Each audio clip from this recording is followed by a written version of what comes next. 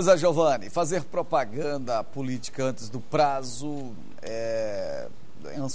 permitido é crime, todos nós sabemos. E o Ministério Público está de olho em quem desobedece essa lei. O Brasil sempre tem aquele jeitinho, não é?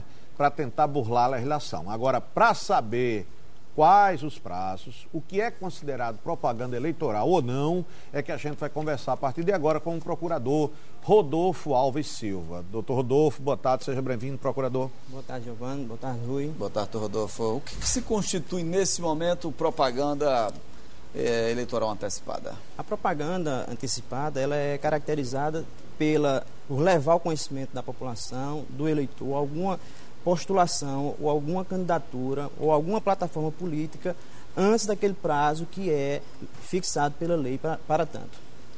Quando eu falo no jeitinho brasileiro, Rui, é porque nós temos o gênio da maldade. Está a legislação sendo aperfeiçoada, as autoridades fiscalizando, mas já tem lá alguém olhando, pensando em como burlar. Quem tentar burlar, o TRE, o Ministério Público, está fiscalizando?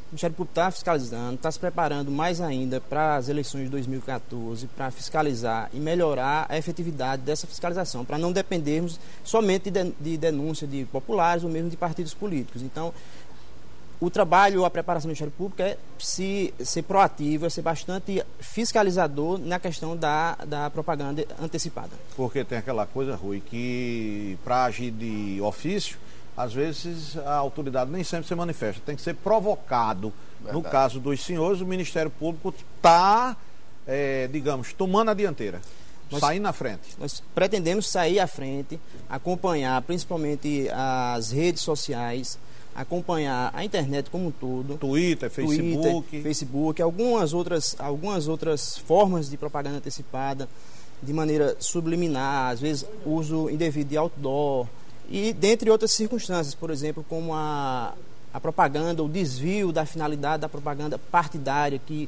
existe e é prevista em lei, tanto no rádio como na TV, que é um tipo de propaganda diferente da propaganda eleitoral. Doutor Rodolfo, a linha que separa o que é proibido do que é permitido, ela é muito tênue. Por exemplo, um deputado estadual, ele, por um lado, é obrigado a divulgar suas ações. E às vezes usam canais outdoor, por exemplo. É comum a gente observar isso.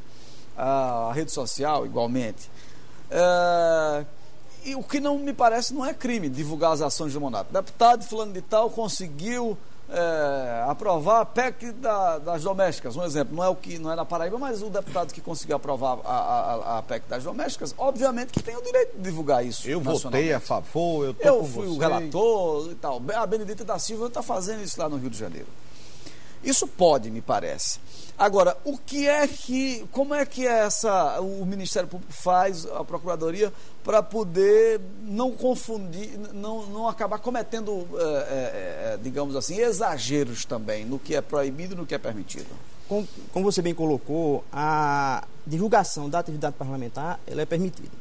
Não há qualquer problema que o parlamentar use de redes sociais, use às vezes de jornais que são custeados até com verbas públicas das casas legislativas para divulgar sua atividade parlamentar. Isso não há qualquer problema.